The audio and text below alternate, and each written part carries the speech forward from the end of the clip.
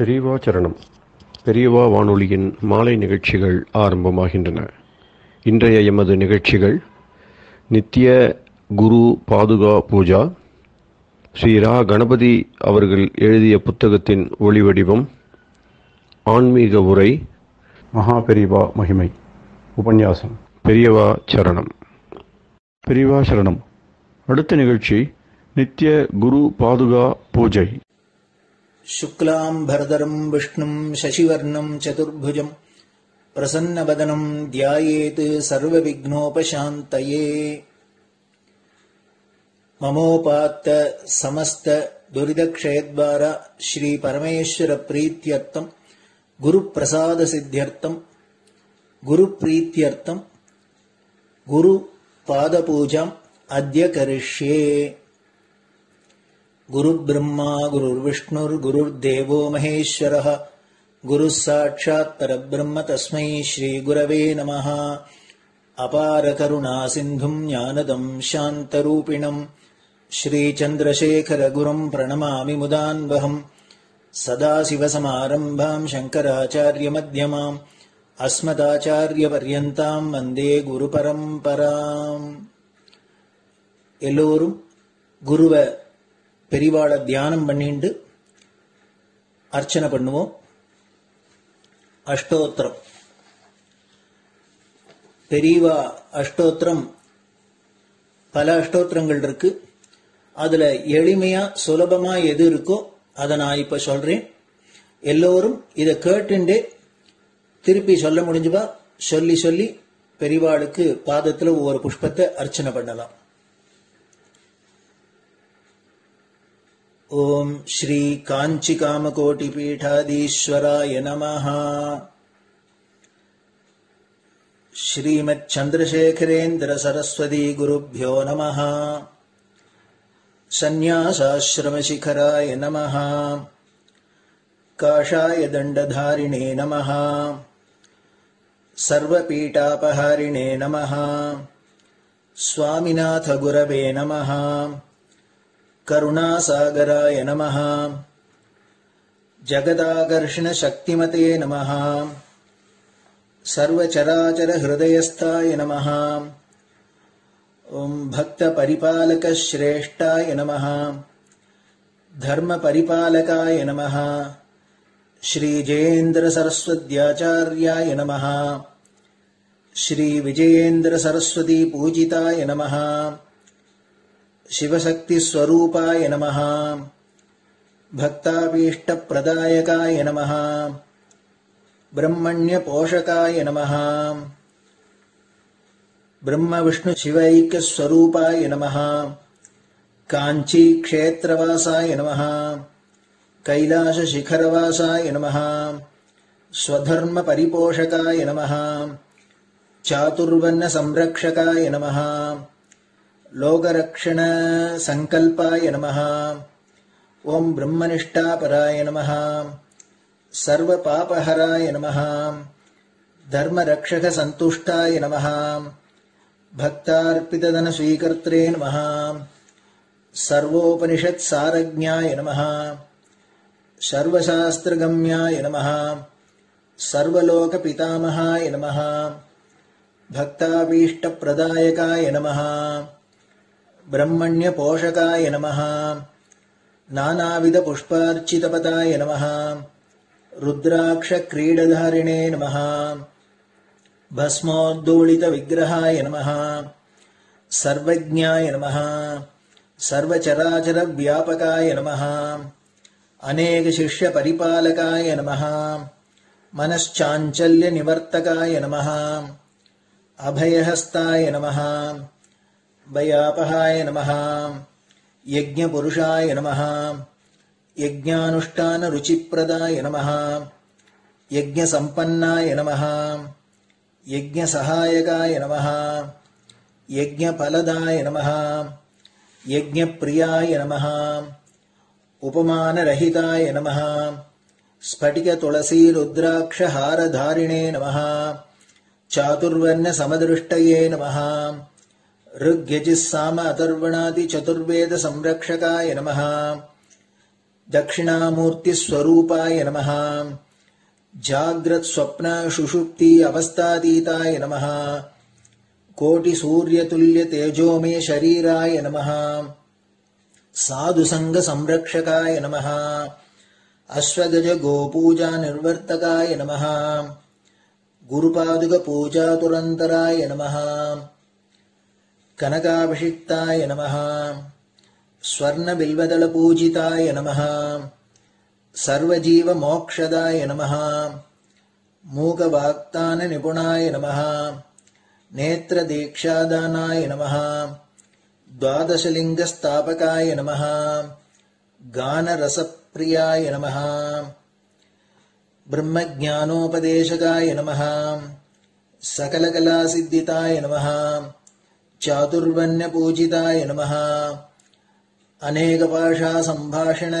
कोविताय नमः अष्टसिद्धिप्रदायकाय नमः ओम श्री शारदामठ सुस्थिताय नमः नित्यान्नदान सुप्रीताय नमः प्रार्थना मात्र सुलभाय नमः पादयात्रा प्रियाय नमः नानाविध मतपंडिताय नमः श्रुति स्मृति पुराणज्ञाय नमः देव यक्ष किन्नर किंपुरुष पूज्याय नमः श्रवणानंदकर कीर्तये नमः दर्शनानंदाय नमः अद्वैतानंद भरिताय नमः अव्याच करुणामूर्तये नमः शैव वैष्णवादि मान्याय नमः श्री शंकराचार्याय नमः दंड कमंडलूहस्ताय नमः वीणा मृदंग सकलवाद्य नाथस्वरूपाय नमः रामकथा रसिकाय नमः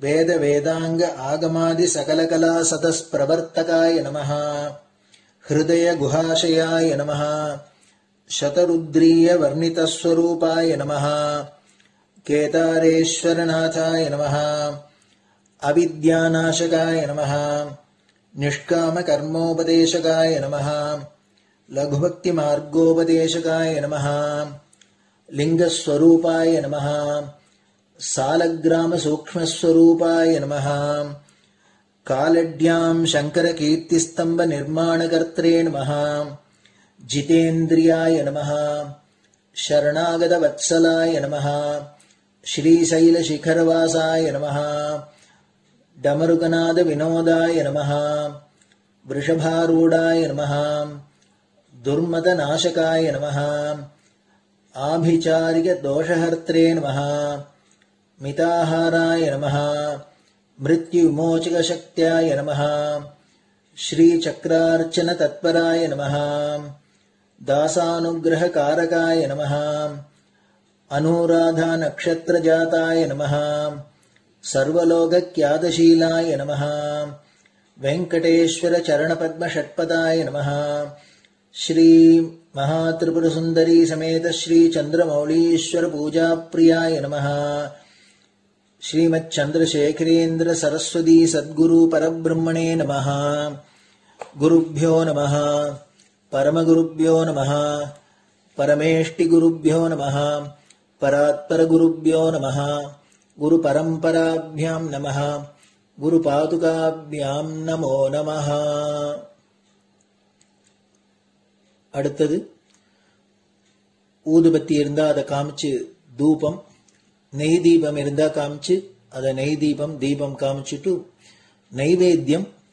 நெய்வேத்தியம் வெத்தலைப்பாக்கு பழம் இதுலேருந்து ஆரம்பிச்சு அவளுக்கு எது சௌரியமோ அதுபடி நைவேத்தியம் பண்ணலாம். அதுக்கு அடுத்தது கற்பூர ஹாரத்தி பண்ணி எல்லோரும் பிரதட்சிண நமஸ்காரம் பண்ணி பெரியவாள்கிட்ட பிரார்த்தனை பண்ணிண்டு எல்லோரும் க்ஷேமமா இருக்கணும், லோகம் பரம மங்களமா சௌக்கியமா இருக்கணும், எல்லோரும் வியாதி வெக்க இல்லாத ஆயுராரோக்கிய ஐஸ்வர்யத்தோட சாந்தம் அமைதியோட ஞான வைராக்கியத்தோட எல்லோரும் நல்லவர்களாயிருந்து நன்மையை அடையணும்னு பிரார்த்தனை பண்ணி இந்த பூஜையை தினம் செய்யலாம். குரு பிரம்மா குரு விஷ்ணுர் குரு தேவோ மகேஸ்வரः குருः சாட்சாத் பரபிரம்ம தஸ்மை ஸ்ரீ குரவே நமः. அபார கருணா சிந்தும் ஞானதம் சாந்தரூபிணம் ஸ்ரீசந்திரசேகர குரும் பிரணமாமி முதான்வகம். சதாசிவசமாரம்பாம் சங்கராச்சாரிய மத்யமாம் அஸ்மதாச்சாரிய பர்யந்தாம் வந்தே குரு பரம்பராம். குரு பாத பூஜை நிறைவடைஞ்சது. பெரியவா சரணம். பெரியவா சரணம். பெரியவா வானொலியில் நேயர்கள் அடுத்து கேட்க இருப்பது ஸ்ரீ ரா கணபதி அவர்கள் எழுதிய புத்தகத்தின் ஒளி வடிவம். அளிப்பவர் ஸ்ரீமதி உமா சங்கர் அவர்கள். தேனினும் இனிய சொல்லான் தீச்சுடர் மேனி கொண்டான் ஊனுயிர்க்குயிரதான ஒன்றினைக் கலந்து நின்றான் ஏனினிக் கவலை நெஞ்சே இன்றுனக் அருள் செய்தான் இஞ்ஞானவான் காமகோட்டி நாதனை நம்புவோமே. சங்கர ஹரஹர சங்கர மகாபெரிவாளின் உபன்யாசங்களை ரா கணபதி அண்ணா தெய்வத்தின் குரல் என்ற பெயரில் 7 பாகங்களாக தொகுத்து அளித்ததின் 6ஆம் பாகத்தின் அடுத்த பகுதி அத்வைத்தம், அத்வைத்த சாதனை. எதிலேயும் அபிப்பிராய பேதம் மாதிரி ஒன்று வருவது, அப்புறம் பேதமில்லை என்று சமாதானம் பண்ணுவது என்று சில சமாச்சாரம் வரத்தான் செய்யும். அப்படி இந்த பிருகதாரண்யகத்திலேயே இதற்கு முன்னாடி ஒரு இடத்தில் ஆத்மானம் விதித்வா, அதாவது ஆத்மாவை தெரிந்து கொண்டு பிள்ளைக்குட்டி ஆசை, சொத்து ஆசை, பரலோகங்களில் ஆசை முதலானதை தூக்கி போட்டுவிட்டு ஆண்டி பிச்சைக்காரர்களாக ஓடுகிறார்கள் என்று இருக்கிறது. ஆத்மாவை தெரிந்து கொண்டு என்றால் ஆத்ம ஞானம் சம்பாதித்துக் கொண்ட பிறகு என்றுதானே தோன்றுகிறது. சம்பாதித்துக் கொள்வதற்காகவே, அதாவது அதற்கு முந்தி சந்நியாச தகுதியை வைத்திருப்பதாக சொன்னதற்கு மாறாக ஞான சம்பாதனைக்கு அப்புறமே சந்நியாசம் என்றல்லவா இங்கே இருக்கிறது.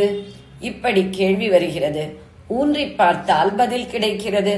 என்னவென்றால் அந்த மந்திரத்திலேயே அப்புறம் ஞானி எப்படி நடந்து கொள்வான் என்று கேட்டு எப்படி வேண்டுமானாலும் நடந்து கொள்வான், அதெப்படியானாலும் அவன் ஞானிதான் என்று சொல்லி இருக்கிறது.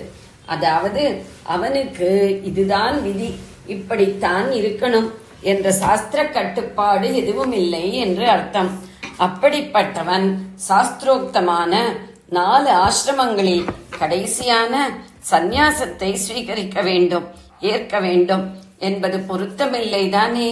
ஆனபடியால் ஆத்மாவை தெரிந்து கொண்டு என்பதற்கு அனுபவத்தில் தெரிந்து கொண்டு என்ற அர்த்தம் பண்ணிக்கொள்ளாமல் புத்தியினால் தெரிந்து கொண்டு என்று பண்ணிக்கொண்டால் சரியாகிவிடும். அத்வைத சாஸ்திர விஷயங்களை படித்தும் கேட்டும் அது சத்தியம்தான் என்று புத்தியில் உறுதியாக தெரிந்து கொண்டவன் ஆசைகளை தூக்கி போட்டுவிட்டு சந்நியாசியாகிறான் என்பதே இங்கே சொல்லி இருப்பதென்று தெளிவுபடும். பக்கம் 399 சமாதானம் என்பது புத்தியை பிரம்மத்தில் ஸ்தாபிப்பது என்பதற்கு பிரம்மம் குறித்த உபதேச சாஸ்திரங்களில் என விளக்கம் கூறப்பட்டுள்ளதன் தொடர்ச்சியே இது. எனக்கு பூர்ண கும்பம் கொடுக்கிற போது உங்கள் அகத்து கல்யாணம் கார்த்திகைகளில் ஆச்சாரிய சம்பாவனை பண்ணுகிற போது கூட ஒரு மந்திரம் சொல்கிற வழக்கிருக்கிறதே. நகர்மணா என தொடங்கும் சில மந்திரங்கள் மகா நாராயணோபனிஷத் 12, 3, 4, 7. அடுத்து இதில் ஸ்ரீசரணர்கள் குறிப்பிடுவது அவற்றில் வேதாந்த விஞ்ஞான என தொடங்கும் மந்திரம். இது முண்டகம் 3, 2, 6 முதலிய பல உபனிஷத்துக்களில் இடம்பெறுவது. அதில் சந்நியாச யோகத்தினால் யோகாத் அந்தఃகரணம் சுத்தமானவர்கள் என்று ஞானியை பற்றி சொல்லி இருக்கிறது. இதனாலும் முதலில் சந்நியாசம், அப்புறம் அதன் மூலமே சுத்தியாகி ஞானம் பெறுவது என்றே உபனிஷத் விதி பண்ணி இருப்பது தெரிகிறது. சந்நியாசாசிரமத்தில் இருக்கிறவன் அவனுக்கும் மேலே போய் தானே தனக்கு சாஸ்திரம் என்று இருக்கிற அசல் ஞானி ஆகிய 2 பேரையும் அத்தியாசிரமி என்று சொல்வது. ஸ்வேதாஸ்வதரோபனிஷத் முடிவில் அப்படிப்பட்ட அத்தியாசிரமிகளுக்கே அதை உபதேசித்ததாக வருகிறது. கைவல்யோபனிஷத் என்று ஒன்று. அதிலிருந்து ஆச்சாரியால் கோட் பண்ணுவதுண்டு. அதில் ஆரம்பத்தில் அத்தியாசிரமஸ்தன் ஏகாந்தமான இடத்திற்கு போய் ஸ்ட்ரெயிட்டாக ஆசனம் போட்டுக்கொண்டு உட்கார்ந்து கொண்டு நன்றாக இந்திரிய நிகிரகம் பண்ணி ஆத்மாவாகிய சிவஸ்வரூபத்தை தியானிக்கிறான் என்று இருக்கிறது. சிரவணத்திற்கு அப்புறம் மனனமும் நிதித்தியாசனமும் அல்லவா? சந்நியாசி ஆகியே சிரவணம் செய்ய வேண்டும் என்கிற மாதிரியே மனன நிதித்தியாசனங்களில் சந்நியாசிக்குத்தான் அதிகாரம். மனநாதௌ சந்நியாசீனாம் அதிகாரகா என்றும் வாக்கியம் இருக்கிறது. பிரம்மசூத்திரத்தில் சந்நியாசிகளை ஊர்த்வரேதஸ் என்று சொல்லி இருக்கிறது. ஊர்த்வரேதஸ் என்றால் சக்தியை கீழ்த்தரமான இந்திரிய வியாபாரத்தில் வீணடிக்காமல் மேலான வழியில் கொண்டு போனவர்கள், அதாவது சந்நியாசிகள். அந்த இடத்தில் வரும் சூத்திரங்களையும் ஆச்சாரியாள் பாஷ்யத்தையும் பார்த்தால் அவர்கள்தான் அத்வைத சாதனையில் 3ஆம் ஸ்டேஜுக்கு குவாலிஃபை ஆனவர்கள் என்று தெரியும். ஞானி சந்நியாசியாகத்தான் இருக்கணும் என்பது தெரியும். பிரம்மசூத்திரத்திற்கே பிக்ஷு சூத்திரம் என்றும் பெயர். பிக்ஷு என்றாலும் சந்நியாசி என்றாலும் ஒன்றுதான். வீட்டு சாப்பாடு இல்லாமல் பிக்ஷையால் ஜீவிப்பவன் பிக்ஷு. பிரம்ம விசாரத்திற்கே ஏற்பட்ட புஸ்தகத்திற்கு இப்படி பேர் இருப்பதும் சந்நியாசிதான் அதிகாரி என்று காட்டுகிறது. ஒரு விஷயம் கீதையில் வந்துவிட்டால் அதைவிட சர்டிபிகேட் இல்லை. சந்நியாசிக்குத்தான் ஸ்ரவணாதிகளில் அதிகாரம் என்று பகவான் அபிப்பிராயத்தில் வந்திருக்கிறதா என்று பார்த்தால் வந்திருக்கிறது. சகல கர்மமும் கடைசியில் ஞானத்தில் போய்த்தான் சமாப்தியாகின்றன என்று பகவான் சொல்லி உடனேயே தத்துவதர்சிகள் ஞானத்தை உபதேசிப்பார்கள். அவர்களுக்கு நமஸ்காரம் பணிவிடை பண்ணி நன்றாக கேட்டு கேட்டு தெரிந்து கொள்ள வேண்டும் என்கிறார். கர்மா சமாப்தியாயிற்றென்றால் அப்புறம் சந்நியாசம்தானே. அப்படிப்பட்ட சந்நியாசிக்குத்தான் ஞானோபதேசம் பெற தகுதியுண்டு என்றுதானே சுவாமி சொல்வதற்கு அர்த்தம். சத்தியந்தான் பரதத்துவம், தபஸ்தான் பரதத்துவம் இல்லை, தமந்தான் சமந்தான் என்பதாக பரதத்துவம் எது என்பதை பற்றியுள்ள பல அபிப்பிராயங்களை நாராயணவல்லியில் சொல்லி ஒவ்வொன்றின் பெருமையையும் காட்டியிருக்கிறது. மகாநாராயணோபனிஷத் என்றும் கூறப்படும் இந்நூலின் 78வது அனுவாகம். ஆனால் முடிவில் இது எதுவுமே பரதத்துவம் இல்லை, சந்நியாசம்தான் பரதத்துவம். பரதெய்வமாக இருக்கப்பட்ட பிரம்மாவே அப்படி சொல்லி இருக்கிறார் என்று முடித்திருக்கிறது. ஆத்மாவை தெரிந்து கொண்டே ஆக வேண்டும் என்ற சாதனையில் மேல்கட்டத்திற்கு போகும்போது கர்மாவை விட்டு சந்நியாசியானால் தான் முடியும். கர்மா தொட முடியாத வஸ்து ஆத்மா. அதை அதே விசாரமாக தியானித்து அப்புறம் அந்த தியான கர்மாவும் நின்று போய்விடுகிற நிலையில்தான் தெரிந்து கொள்ள முடியும். கர்மாவும் பண்ணிக்கொண்டே தியானமும் வைத்துக் கொள்கிறேன் என்றால் சரியாக வராது. கர்மாவில் இருக்கிற வரையில் அதை ஒட்டினதாக பலவிதமான சங்கங்கள், ரிலேஷன்ஷிப்கள் இருந்தே தீரும். சங்காத் சஞ்சாயத்தே காமகா குரோதகா என்று பகவத் பாதாள் சொன்னபடி ஒன்றிலே அசோசியேஷன் ஏற்பட்டால் அதிலிருந்து காமம், குரோதம் என்று ஒவ்வொன்றாக ஏற்பட்டு கொண்டே போய் கடைசியில் புத்திநாசாத் பிரணஷ்யதி, அறிவு அழிந்து விநாசமடைகிறான் என்றே முடியும். அதனால்தான் ஆச்சாரியாள் கர்ம கோட்டிபிகி ந சக்கியகா, கோட்டி கர்மா பண்ணினாலும் பந்தத்தை வெட்டி போட முடியாது. விவேக விஞ்ஞான மகாசினா வினாதாத்து பிரசாதேன சிதேன மஞ்சுனா. விவேக சூடாமணி 147. நித்யானித்ய வஸ்து விவேகத்தில் ஆரம்பித்து அனுபவ ஞானம் என்கிற விஞ்ஞானத்தில் முடியும் சாதனை என்ற ஷாணை தீட்டிய பெரிய கத்தியால் ஈஸ்வர பிரசாதத்தின் மூலமே வெட்ட முடியும் என்று சொல்லி இருக்கிறார். இப்படி பந்தத்தை கத்தரிப்பதற்கே வாழ்க்கையை அர்ப்பிக்க வேண்டுமானால் குடும்பம், உறவுகள், உத்தியோகம் ஆகியவைகளையும் வைதிக கர்மானுஷ்டானங்களையும் கூட கத்தரித்து போட்டுவிட்டு புறப்பட்டால் ஒழிய முடியாது. ஆனால் ஒன்று மறக்கவே கூடாது. யார் வேணுமானாலும் கர்மானுஷ்டங்களை விட்டுவிட்டு சந்நியாசியாகிறேன் என்று கிளம்பலாம் என்று ஆச்சாரியால் சொல்லவே இல்லை. சித்த சுத்தி சம்பாதித்துக் கொண்டவனுக்கு மட்டும்தான் அந்த ரைட் உண்டு என்று அவர் ரூல் பண்ணி இருக்கிறார். எப்படி சம்பாதித்துக் கொள்வதென்றால் கர்மானுஷ்டானம் அத்தனையும் குறைவர பண்ணுவதன் மூலம்தான் என்றும் தீர்மானமாக சொல்லி இருக்கிறார். கோட்டி கர்மாவாலேயும் பந்தச்சேதம் ஏற்படாது என்றவர் அபக்குய்கள் இதை பிடித்துக் கொண்டு அவரவருக்கும் ஸ்வதர்மமாக ஏற்பட்ட கர்மானுஷ்டானங்களை விட்டுவிட்டு அடியோடு வீணாகிவிடப் போகிறார்களே என்ற கருணையினால் அடுத்த ஸ்லோகத்திலேயே விஷயத்தை தெளிவுபடுத்துகிறார். ஸ்ருதி பிரமாணைகமதேகே ஸ்வதர்ம நிஷ்டா தயைவாத்ம விஷுத்திரஸ்ய விஷுத்த புத்தேகே பரமாத்ம வேதனம் தேனைவ சம்சார சமூல நாசகா. பின்பாதியில் சித்தசுத்தி பெற்றவனுக்குத்தான் பரமாத்ம ஞானம் உண்டாகி அதன் மூலமே சம்சார பந்தம் என்பது சமூலம் வேரோடு அழிந்து போகிறது என்று சொல்கிறார். அந்த சுத்தி எப்படி உண்டாகும் என்பதை முன்பாதியில் சொல்கிறார்.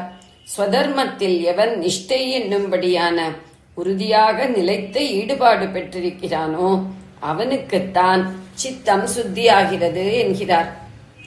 சரி, அந்த ஸ்வதர்மம் என்னவென்று எப்படி தெரிந்து கொள்வது என்றால் அதற்கும் ஸ்லோக ஆரம்பத்திலேயே பதில் வைத்திருக்கிறார். ஸ்ருதி பிரமாணைகமதி, அதாவது வேதம் என்ன சொல்கிறதோ அதுவே பிரமாணம், அத்தாரிட்டி என்ற ஒரே நம்பிக்கையால் ஸ்வதர்மத்தை அறிந்து அதை பூர்ணமாக நடத்தி அதில் நிஷ்டனாக வேண்டும் என்கிறார். வேதம் ஸ்வதர்மம் என்று சொல்வது சமுதாயத்தை வர்ண விபாகம் பண்ணி ஜாதி முறையில் அமைத்து இன்னின்னார் இன்னின்ன கர்மம் பண்ண வேண்டும், அதே மாதிரி பிரம்மச்சாரி இன்ன பண்ணணும், கிரகஸ்தன் இன்ன பண்ணணும், ஸ்திரீகள் இன்ன பண்ணணும் என்றெல்லாம் முக்கியமாக கர்மாக்களை எடுத்துச் சொல்வதுதான். ஆகையால் வேத பிரமாணத்தில் அமைந்த தர்மநிஷ்டை என்றால் கர்மானுஷ்டானத்தில் நிஷ்டை என்றே அர்த்தம். இவ்வாறு பூர்த்தியாக கர்மாக்களை செய்துதான் சித்த சுத்தி பெற வேண்டும்.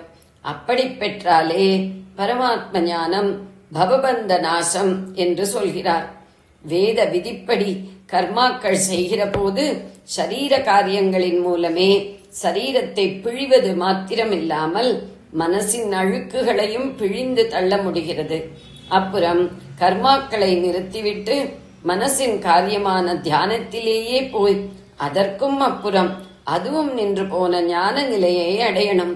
தர்மநிஷ்டை என்கிற கர்மநிஷ்டையை பெற்று அப்புறம்தான் ஞான நிஷ்டைக்கு முயற்சி பண்ணணும். இது இல்லாமல் அதற்கு போகவும் கூடாது. அதற்கு போகிற யோக்கியதை உண்டான பிறகு இதில் சம்பந்தம் வைத்துக் கொள்ளவும் கூடாது. ஜலத்தை நிறைய விட்டு பிழிந்துதான் துணியில் இருக்கிற அழுக்கை எடுக்க வேண்டும். அதுதான் வழி. அதற்காக அழுக்கு போன அப்புறமும் ஜலத்திலேயே போட்டு பிழிந்து கொண்டிருந்தால் என்ன ஆகும்? நைந்து போய் கிழிந்துதான் போகும். அப்புறம் காற்றுப்பட போடுகிறது தான் ஞான மார்க்கத்திற்கு போவது. காற்று சூரிய வெளிச்சம் ஈரத்தை மட்டும் போக்கும். ஞானமோ துணியையே போக்கிவிடும். இது கிழிசலாக்கி போக்குவது போல அதோடு முடிந்து போவதில்லை. ஜீவத் துணியை போக்கி அதையே பிரம்மம் என்று அழிக்க முடியாத தங்கத்தகடாக மாற்றிவிடும். நிஷ்டை என்று ஆத்மாவிலேயே நிலைத்து நிற்பது ஜீவனின் காரியமாக இல்லாமல் ஜீவனே போய் நிஷ்டையிலே பெற்ற அனுபூதி ஸ்வரூபமான சத்வஸ்து மாத்திரமே எஞ்சி நிற்கும். பிரசாந்த தத்துவமாக பராயணம் என்கிற மேலான புகலிடமாக இருக்கும் ஸ்திதி அது. ஜெய ஜெய சங்கர, ஹர ஹர சங்கர. பெரியவா சரணம். இந்நிகழ்ச்சியின் அடுத்த பகுதி நாளை மாலை இதே நேரத்தில் ஒளிபரப்பாகும். பெரியவா சரணம். பெரியவா சரணம். பெரியவா வானொலியில் நேயர்கள் அடுத்து கேட்க இருப்பது திரு கவிக்கண்ணன் அவர்களின் ஆன்மீக உரை. பெரியவா சரணம். ராம் ராம். ஸ்ரீ குருப்யோ நம. ஜெய ஜெய சங்கர, ஹர ஹர சங்கர. பெரியவா வானொலி நேயர்கள் அனைவருக்கும், மகா பெரியவாவுடைய பக்தர்கள் அனைவருக்கும் அடியேன் கவிக்கண்ணனின் அன்பு கலந்த நல்வாழ்த்துக்கள். ராம் ராம். ஜெய ஜெய சங்கர ஹர ஹர சங்கர. ஸ்ரீ குருப்யோ நம. நம்ம மகாபெரிவாளுக்கு பக்கத்துல இருந்து அவருக்கு தொண்டாற்றக்கூடிய பாக்கியம் பெற்றவாள்லாம் ரொம்ப குறைச்சி பேர் தான். பெரியவாட்ட சேர்ந்து விட்டா அப்புறம் அங்கேருந்து வர முடியாது. அது ஒரு காந்தம் மாதிரி, எப்படி ஊசி இழுக்கிறதோ அந்த மாதிரி. இதில் பாலு மாமா, வேதபுரி மாமா, இவாள்லாம் முக்கியமான சொல்லப்பட விரல் விட்டு எண்ணக்கூடிய சில பேர்ல இவாள்லாம். இந்த வேதபுரி மாமா ரொம்ப அத்தியந்தமான தொண்டர். அவரோட சொந்த ஊர் எசையனூர் அப்படின்னு ஒரு ஊர். அதுல இருந்து எப்பவும் நினைச்ச போதெல்லாம் போய் பெரியவாளை பார்க்க போயிடுவார். அவருடைய ஒரே இது என்னன்னா, மனசுல பெரியவாளை பார்த்துட்டே இருக்கணும், பெரியவாளுக்கு சேவை பண்ணிட்டே இருக்கணும், பெரியவாளுக்கு கைங்கரியம் பண்றதுக்காக தான் நம்ம பிறந்திருக்கோம் அப்படின்ற மாதிரி. ஒரு பாட்டு கூட நம்ம பார்த்துருக்கோம் இல்லையா? சேவிக்க வேணும் ஐயா சிதம்பரம், சேவிக்க வேணும் ஐயா, ஆந்தோழிக்கு ஆன்ற ராகத்தை. அது மாதிரி பெரியவாளை சேவிக்க வேணும் அப்படின்னு அவருடைய ஒரு எண்ணம். நாமளும் சேவிச்சுட்டே ஆரம்பிக்கலாமே இன்னைக்கு பகுதியா இல்லையா? சேவிக்க வேண்டும் ஐயா குருநாதனை, சேவிக்க வேண்டும் ஐயா குருநாதனை, சீமையில் சிறந்த சுந்தர காஞ்சியில் சேவிக்க வேண்டும் ஐயா. மேவிய காம கோட்டி பீட்டத்தில் காமாட்சி தாயை பூஜைக்கும் மகானை சேவிக்க வேண்டும் ஐயா. மேவிய காம கோட்டி பீட்டத்தில் காமாட்சி தாயை பூஜைக்கும் மகானை சேவிக்க வேண்டும் ஐயா. ஐயா விழுமுயபுரத்தில் உதித்தவராமவர் விதியை மாற்றிட வல்லவரம், பழகிட மிகவும் இனியவராம் நம்மை பவக்கடல் தாண்டிட வைப்பவராம், குழந்தை போல எளியவராம், ஒரு குற்றம் குறைகள் அற்றவராம், அருந்தவ சந்திர சேகர இந்திர சரஸ்வதி சங்கர மாமுனிவர் பதம் சேவிக்க வேண்டும் ஐயா. நம் குருநாதனை சீமையில் சிறந்த சுந்தர காஞ்சியில் சேவிக்க வேண்டும் ஐயா. சேவிக்க வேண்டும் ஐயா. இந்த சீமையிலேயே சிறந்த சுந்தரமான அழகான அந்த காஞ்சி நகர்ல என்றென்றும் தவம் செய்யக்கூடிய காமகோட்டி பீடத்தில் விளங்கக்கூடிய நம்ம காமாட்சி தாயை பூஜிக்கக்கூடிய குருவை மகானை நம்ம போய் சேவிக்கணும். அவர் விழுமியபுரம் சொல்லக்கூடிய விழுப்புரத்துல பிறந்தவர், நம்முடைய விதியவே மாற்றி அமைக்கக்கூடிய சக்தி உடையவர், பழகத்துக்கு ரொம்ப இனிமையானவர். இந்த பவக்கடலை பவசாகரத்தை நம்ம சுலபமாக தாண்டுவதற்கு நமக்கு உதவக்கூடியவர், குழந்தை போல எளிமையா எல்லாரோடையும் பழகக்கூடியவர், குற்றம் குறைகளே காண முடியாதவர், அரும் தபசீலர். யாரவர்? அவர் தான் நம்முடைய சந்திரசேகரேந்திர சரஸ்வதி சுவாமிகள், 68வது பீட்டாதிபதி, காஞ்சி காமகோட்டி பீட்டாதிபதி. அவரை நம்ம சேவிக்கணும், சேவிக்க வேண்டும் அப்படிங்கிற எண்ணம் அந்த வேதபுரி மாமாவுக்கு ரொம்ப இருந்தது. ஒரு சமயம் வேதபுரி மாமா அவ ஊர்ல ஒரு சிவாலயம், ரொம்ப சித்திரமான சிவாலயம், அதை பத்தி யாருமே கவனிக்கிறதே கிடையாது. அதுக்கு பூஜை புனஸ்காரத்துக்கு கூட ஜாஸ்தி வழி கிடையாது, அன்றாட பூஜைக்கு கூட வேண்டிய திரவியங்கள்லாம் கிடையாது. அங்க அந்த கோவிலை பார்த்துக்கிற சிவாச்சாரியாருக்கு சம்பளம் கூட சரியா கொடுக்கறது இல்ல, கோவில விளக்கேற்றதுக்கு எண்ணெய் கிடையாது, கோவில் கும்பாபிஷேகம் பண்ணி எத்தனையோ வருஷங்கள்லாம் ஆயிடுத்து. இதெல்லாம் நினைச்சு என்ன பண்றது அப்படின்னு சொல்லி அந்த சிவாச்சாரியார், அந்த கோவிலுடைய சிவாச்சாரியார் இந்த மாமாட்ட சொல்ற, நீங்க தான் அடிக்கடி போய் பெரியவாளை போய் பாக்கறல, நீங்க மகா பெரியவாட்ட போய் இந்த நிலைமையை கொஞ்சம் சொன்னேன்னா அவர் அனுகிரகம் பண்ணாருன்னா ஏதாவது இந்த கோயிலுக்கு வருமே, நடக்குமே இந்த ஊர்ல எத்தனையோ பணக்கார பண்ணையார்கள் எல்லாம் நிறைய பேர் இருக்கா. ஆனா யாருமே கோவிலை பத்தி கவனிக்க மாட்டேங்கிறா. என்ன பண்றதுன்னே தெரியல. எனக்கு ஒரே ஒரு வழிதான் தோணித்து. நீங்க ரொம்ப அணுக்க தொண்டரா இருக்கீங்க பெரியவாட்ட. நீங்க பெரியவாட்ட போகும்போது ஒரு சமயம் இதை பத்தி நீங்க விண்ணப்பிச்சேன்னு பெரியவா அதான் வழி பண்ணி அனுகிரகம் பண்ணுவார். எதுபுரி மாமா சொன்னாராம், எதுக்கெடுத்தாலும் போய் பெரியவாளை போய் தொந்தரவு பண்ணப்படாது. நமக்கு வேண்டிய காரியத்தை நாமளே முயற்சி பண்ணி பண்றதுதான் உச்சித்தமே தவிர பெரியவாளை போய் சும்மா தொந்தரவு பண்ணி அதுக்கு வேணும் இதுக்கு வேணுங்க அதுக்கு உபகாரம் பண்ணி இதுக்கு உபகாரம் லௌகீகமா பெரியவாளை நம்ம இழுத்துன்னு வரக்கூடாது. அது ரொம்ப தப்பு அப்படின்னு சொல்லிட்டு தவிர்த்துட்டு எப்படி பண்ண தெரியல. ஆனா அன்னைக்கு பெரியவாளை பார்க்கறதுக்கு போயிட்டார். சர்வஜானான பெரியவாளுக்கு இது கூட தெரியாதா? இவர் மூஞ்சியை பார்த்தார். எங்க பெரியவாளை பார்க்க போய் நமஸ்காரம் பண்ணி எழுந்து நின்று கை கட்டின்னு அப்படி வாய்ப்புத்தேன்னு போனா இவர் ஏதோ வருத்தமா இருக்காருன்னு பெரியவாளை புரிஞ்சு போச்சு. என்ன ஒரு மாதிரியா இருக்கியே, இன்னைக்கு இன்னும் உனக்கு உடம்பு சரிப்படலையா? இல்ல நீ காத்தால உங்க ஊர் சிவன் கோயிலுக்கு போயிட்டு தானே வந்த, சிவாச்சாரியார் ஏதாவது சொன்னாரோ எங்கிட்ட சொல்லி அனுப்பிச்சாரோ அப்படின்னு கேட்ட உடனே வேதபுரி மாமாவுக்கு தூக்கி வாரி போட்டுது. அடாடாடாடாடா, இதை பத்தி நம்ம ஒன்னும் வாயே திறக்கல. காத்தால தான் சிவாச்சாரியார் சொன்னார், நம்ம நேரம் அங்கேருந்து வந்துன்னு இருக்கோம். இங்க வந்து பார்த்தா இவர் இப்படி கேட்கிறாரு. எப்படி இது சிவாச்சாரியார் உங்ககிட்ட என்ன கூறினார், எங்கிட்ட சொல்லி என்ன சொன்னார் அப்படின்னு கேட்கிறாரு. இது என்ன படு ஆச்சரியமா இருக்கே. சர்வஜனுக்கு இப்படி என் மனசுல இருக்கிறது சரி, அவர் மனசுல இருக்கிறது சரி, ஊர் கோயிலை பத்தியும் தெரியறது அப்படின்னு ரொம்ப ஆச்சரியத்துக்குள்ள. என்ன ரொம்ப ஆச்சரியமே அப்படியே நின்னுட்டு அவர் மாதிரியா அசந்து போயே. உங்க ஊர் சிவன் கோவில் யாரும் கவனிக்கிறது இல்ல, பூஜைக்கு கூட பூஜைகள் சரியா நடக்கிறது இல்ல, பூஜைக்கு வேண்டிய திரவியங்கள் எல்லாம் யாரும் வாங்கி தரது இல்ல, கோவில் ரொம்ப சுத்திலமா இருக்கு. பேர் மொத்தம் என்னன்னா அரசாங்கத்தினுடைய அறநிலையத்துறையுடைய கணக்குல வருதுன்னு பேரு. அவளும் அப்பப்ப 3 மாசத்துக்கு ஒரு தடவை இந்த உண்டியல்ல என்ன இருக்குன்னு எடுத்துன்னு போறாளே தவிர கோவிலுக்கு என்ன வேணும்னு கொடுக்கறது இல்ல.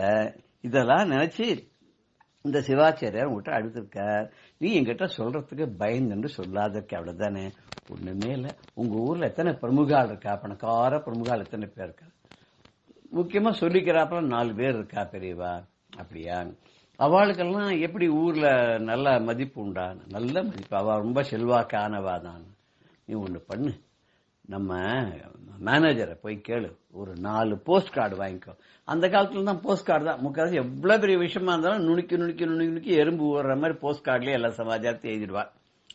அது ஊர் உலகம் முத்தார அத்தனை பேரும் படிச்சப்பறம் தான் கடைசியில யாருக்கு போய் சேரணுமோ அவளுக்கு போய் சேர்ந்து அவ படிப்பா. உலகத்துக்கே தெரிஞ்சப்பட்ட விஷயம்லாம். அதுக்கப்புறம் தான் அந்த இன்லண்ட் லெட்டர்னு ஒண்ணு வர ஆரம்பிச்சது. அதுல ஒரு எல்லாத்தையும் மடிச்சு ஒரு பக்கம் ஒட்டிடுவா. அதையும் கூட சில சாமர்த்தியசாலிகள் ஒரு மாதிரியா பிரிச்சு சைடு வழியா படிச்சு விடுவா. அதுக்கப்புறம் ஒரு கவர், போஸ்ட் கவர்னு சொல்லிட்டு வந்தது. அப்ப அதெல்லாம் என்ன விலைங்கிற போஸ்ட் கார்டு 5 பைசா, 15 பைசாவும் 20 பைசா இன்லண்ட் லெட்டர், 25 பைசா ஸ்டாம்ப் போட்டீங்கன்னா போறோம், இந்த கவர் போய் சேர்ந்துடும். நீங்க 25 பைசா கொடுத்தா கவர் ஸ்டாம்போட சேர்த்து போஸ்ட் ஆபீஸ்ல கொடுத்துப்பா. இது ஒரு காலம். அந்த காலத்துல வேதபுரி மாமா பெரியவா சொன்ன மாதிரியே போனார். மேனேஜர்ட்ட இருந்து ஒரு 4 கார்டு வாங்கிட்டு வந்தார்.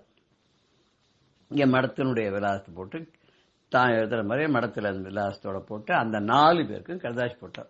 இந்த மாதிரி உங்க ஊர்ல ஒரு கோவில் இருக்கு, ரொம்ப சித்திலம் ஆயிடுத்து, அதுக்கு கைங்கரியம்னா ஒண்ணுமே நடக்கல, கோவில் நிராதரவா இருக்கு, யாருமே அதை கவனிக்கிறதுக்கு இல்லை, கோவிலுக்கு நிறைய நிலபலன்கள்லாம் இருக்கு, அதெல்லாம் நிறைய பேருக்கு அவளுக்கு குத்தகைகள் எடுத்துட்டு அந்த பணத்தை ஒழுங்கா கொடுத்தா கூட கோவில் நல்லா நடக்கும், எதுவும் நடக்காத இருக்கு. நீங்க மனசு வச்சா அந்த கோவிலுக்கு கும்பாபிஷேகம் பண்ணி கோவிலை நல்லா சிறப்பாக பண்ணலாம். நீங்க என்ன பண்றீங்கன்னாக்க ஒரு வீட்டுக்கு ஒரு மனுஷாளுக்கு 10 ரூபாய் அந்த மாதிரி ஒரு கலெக்ஷன் பண்ணுங்க, நன்கொடை கலெக்ட் பண்ணுங்க. கிட்டத்தட்ட ஒரு 5-6 தெரு இருக்கு, அக்கம் பக்கத்துல ஒரு 2-3 கிராமங்கள் இருக்கு, அங்க கோவில் கிடையாது. இந்த கோவில் தான் பெரிய கோவில் எல்லாத்துக்கும். எல்லாத்தையும் ஆளுக்கு 10 ரூபாய் அப்படின்னு கலெக்ட் பண்ணினாக்க அந்த வர பணத்தை வச்சு இந்த கோவிலுக்கு ஒரு கும்பாபிஷேகத்தை பண்ணி அன்றாட பூஜைக்கு வேண்டிய தேவைக்கு உள்ள பொருள்கள் எல்லாம் வாங்கி கொடுத்து அந்த சிவாச்சாரியாருக்கும் சம்பளம் கொடுக்க வசதியா இருக்கும். கார்டு எழுதி போட்ட உடனே இந்த கடுதாசி வந்தது. அதுவும் மடத்திலேருந்து வந்திருக்குன்னு தெரிஞ்ச உடனே அந்த 4 பண்ணையார்களும் உடனே ஓடோடி பெரியவாட்ட கைகட்டு நின்று நமஸ்காரம் பண்ணி, எங்களை நேரம் நீங்க ஆர்டர் பண்ணா நாங்க செய்ய மாட்டோமா பெரியவா, நீங்க சொல்லி நாங்க செய்யாத ஏதாவது இருப்போமோ, நீங்க லோக குரு ஜெகத்குரு, உங்க ஆணையை நாங்க மீறுவோமா? நீங்க தான் சிவனுடைய சுரூபமே, சிவாலயத்தை நாங்க பண்ணி கொடுக்கறோம்னு சொல்லி உடனே முயற்சி பண்ணி யார்கிட்டையும் பணம் வாங்க வேண்டாம், அவளா விரும்பி கொடுத்தா கொடுக்கட்டும், நாங்களே எங்க சொந்த செலவுல பண்றோம்னு சொல்லி அந்த கோவிலை புனர் நிர்மாணம் பண்ணி அதுக்கு கும்பாபிஷேகம்லாம் பண்ணி நித்திய பூஜைக்கு வேண்டிய வசதிகள்லாம் பண்ணி கொடுத்து ஓஹோன்னு அந்த கோவில பிரசித்தி பெற்ற ஒரு ஸ்தலமாக பண்ணிட்டாலாம். பெரியவா மனசு வச்சுட்டான்னு சொன்னாக்க நினைச்ச மாத்திரத்திலே போறோம். அந்த கருணை, அந்த கருணா கட்டாட்சம், அந்த கருணை மிகுந்த அவருடைய சில வார்த்தைகள், இதெல்லாம் முடியாத காரியத்தை கூட முடிய வைக்கும்ன்றது நமக்கு புரிய வைக்கிறது இது ஒரு இன்ஸ்டன்ஸ் தானே. ஜெய ஜெய சங்கர, ஹர ஹர சங்கர, ஸ்ரீ குருபியோ நம. ராம் ராம். பெரியவா சரணம். இந்நிகழ்ச்சியின் அடுத்த பகுதி நாளை மாலை இதே நேரத்தில் ஒளிபரப்பாகும். பெரியவா சரணம். பெரியவா சரணம். அடுத்த நிகழ்ச்சி மகா பெரியவா மகிமை உபன்யாசம். வழங்குபவர் பிரம்மஸ்ரீ கணேச சர்மா அவர்கள். அபார கருணா சிந்தும் ஞானதம் சாந்தரூபிணம் ஸ்ரீ சந்திரசேகர குரும் பிரணமாமி முதான்வகம். 1979 வருஷம் சங்கர ஜெயந்தியை மகாபிரிவா கர்நாடகத்தில் ஹாஸ்பேட்டுக்கு பக்கத்தில் வியாசநகரேன்னு இருக்குது, அங்கே கொண்டாடுறா. அங்கே கொண்டாடின்னு இருக்கிறத பார்க்குறோம். 5 நாள் உற்சவம் ரொம்ப விமரிசையாக நடக்கிறது. அந்த விழாக்கு, அந்த உற்சவத்துக்கு உண்டான ஏற்பாடுகளை முழுக்கலும் சாண்டூர் மகாராஜா அரச குடும்பத்தினை முன்னின்று முக்கியமாக கவனிச்சிருந்தா. அந்த வியாசநகர சங்கர ஜெயந்தியில் வேதரட்சன் நிதி ட்ரஸ்டில் பரீட்சையில் தேறின மாணவர்கள்லாம் அழிச்சுன்னு அண்ணாதுரையங்கார் வந்திருந்தார். அண்ணாதுரையங்கிட்ட பெரியவா பேசின்னு இருக்கிறது, இந்த குழந்தைகளுக்கு எப்படி எக்ஸாம்லாம் நடந்தது, வேத பரீட்சையெல்லாம் நடந்தது, இல்லை யாரெல்லாம் பரீட்சாதிகாரியாக இருந்தா, இதெல்லாம் பற்றி விசாரிச்சுருந்தா. அப்படி விசாரிச்சுட்டு இருக்கிறது அந்த சப்ஜெக்டில் ஒன்றும் லீலாவதி கணிதம் அப்படின்னு ஒன்று, மேக்ஸில் லீலாவதி மேக்ஸ் அப்படின்னு ஒன்று. இந்த லீலாவதி கணிதம், இந்த மேக்ஸு இந்த குழந்தைகளுக்கெல்லாம் யார் சொல்லித்தரா, இந்த பரீட்சையில் யார் பரீட்சாதிகாரியாக இருந்தா அப்படின்னு பெரியவா கேட்டா. அப்போ அண்ணாதுரையங்கார் சொன்னார், இந்த பரீட்சாதிகாரியாக திருவல்லிக்கணியில் ஒரு ஸ்ரீ வைஷ்ணவர் இருக்கார், அவரை கூப்பிட்டோம். ஆனால் அவருக்கு வரத்துக்கு சௌரியப்படலை. அதனால என்ன பண்ணோம், ராமூர்த்தி சாஸ்திரியோட சிஷ்யர் ஒருத்தர் இருக்கார், அவரை வச்சுன்னு இந்த பரீட்சையெல்லாம் பண்ணிட்டு இந்த குழந்தைகள்லாம் அப்படின்னு சொன்னார். அப்படி சொன்னோன்னு அவர் அந்த ராமூர்த்தி சாஸ்திரியோட சிஷ்யரும் லீலாவதி மேக்ஸில் ஜோதிஷத்துலாம் ரொம்ப பண்டிதர், கெட்டிக்காரர், அதனால் அவரை வச்சுன்னு பண்ணித்து அப்படின்னு.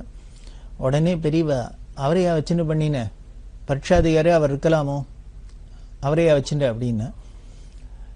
இவாளுக்கெல்லாம் புரியல, ஏன் அவர் பெரிய வித்வானாச்சே, படிச்சிருக்கார், இந்த லீலாவதி மேக்ஸ்லேயும் ரொம்ப கெட்டிக்காரராக இருக்கார், ஜோதிஷத்திலாம் கெட்டிக்காரராக இருக்கார், அவரையும் பெரியவா சந்தேகமாக கேட்குறாளே அப்படின்னா. அப்போ பெரிய உடனே சொன்னால், இல்லை அவர் பெரிய படிச்சிருக்கலாம், நிறையா படிச்சிருக்கலாம், வித்வானாக இருக்கலாம், ஆனால் அவருக்கு போருமான ஆச்சாரம் இருக்கிறதா எனக்கு தெரியல அப்படின்னா.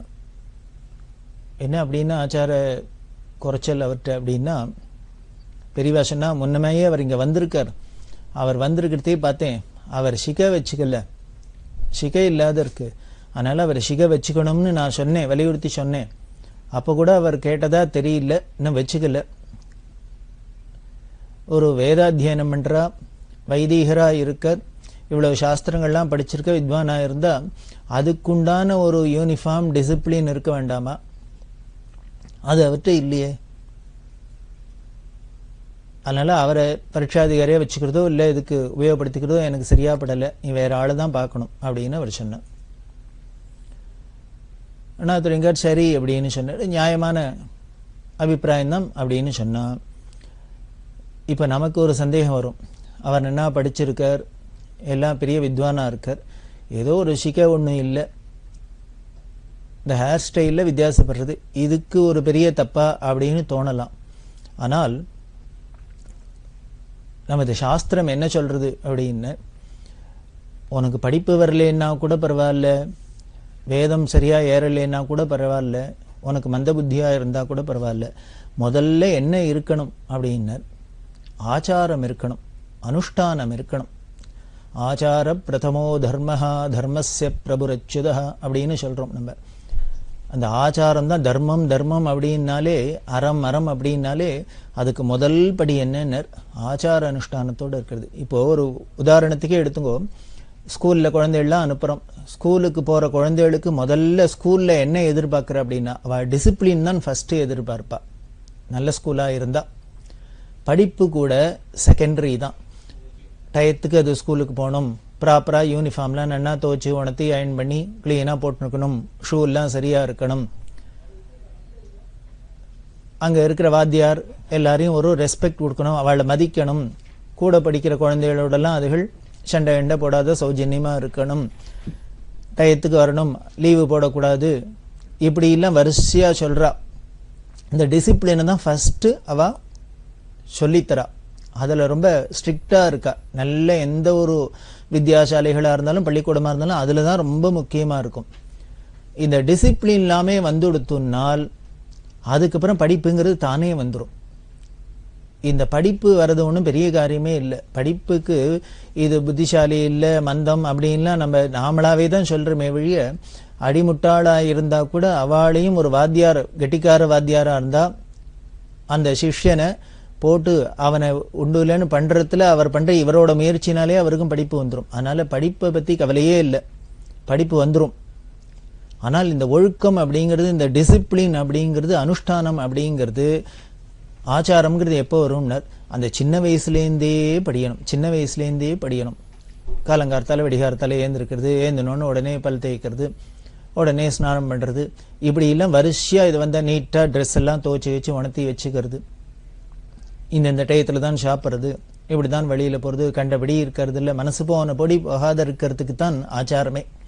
ஆச்சாரம் அப்படிங்கிறது இந்த ஒழுக்கம் இதெல்லாம் எதுக்கு அப்படின்னா மனுஷனோட மனசு கண்டபடி தெரியும், அது இஷ்டத்துக்கு தெரியும். அப்படி அதை விட்டுட்டோம்னா அவ்வளவுதான்.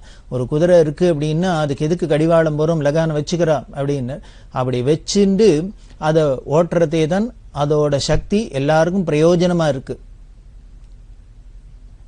அப்படி இல்லாத அது இஷ்டத்துக்கு தெரிகட்டு இருந்ததுன்னா, அது போனபடி இருந்ததுன்னா அடுத்த வாளுக்கு சிரமம், அதுக்கும் ஒரு பலன் இல்லாத போறது, சிரமப்படுறது.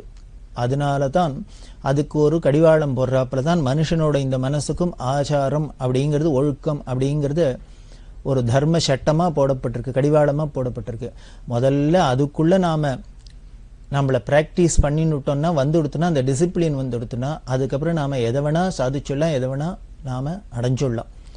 அதனாலதான் அந்த ஆச்சாரத்தை ரொம்ப முக்கியமா சொல்லியிருக்கு.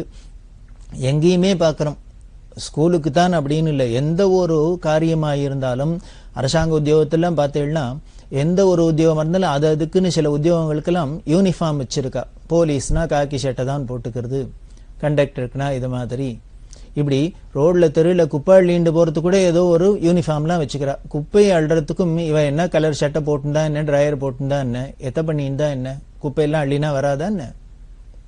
போலீஸ்னா என்ன, தப்பு நடக்காத பாதுகாத்துக்கணும். அவர் என்ன இவர் காக்கி சட்டையை போட்டுண்டு தான் போய் திருடனை பிடிக்கணுமா, வருமனை பிடிக்கப்படாதா? கோர்ட்ல வக்கீல் அப்படின்னா இவரோட சட்ட வாத திறமையினால, இவரோட அறிவு திறமையினால தான் அதுல இந்த ஜெயிக்க போறாரு வழியா. அதுக்கு என்ன கருப்பு கோட்டு போட்டுண்டாதான் இவர் ஆர்கியூ பண்ணலாமா?